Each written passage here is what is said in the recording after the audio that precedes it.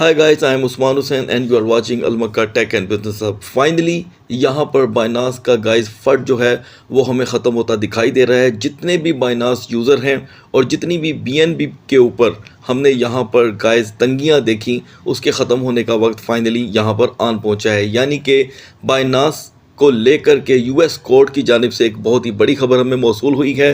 The federal जज overseeing the US security and exchange commission case against Binance and Binance user declined the order of temporary restraining order freezing the US trading platform assets। ठीक है guys, यहाँ पर मुकम्मल तौर पे asset को जो फ्रीज करने की एप्लीकेशन दी थी SEC ने, उससे यहाँ पर कैंसिल कर दिया गया है। That would allow the US arm of the company continue doing business. इन्हें मुकम्मल तौर पे कंटिन्यूसली बिजनेस करने की इजाज़त दे दी गई है। अब ये कब तक सेटलमेंट होती है, मज़ीद इसके मालूमात के लिए हमारे चैनल को सब्सक्राइब करें। अगली इन्फॉर्मेशन तक अल्लाह हाफिज़।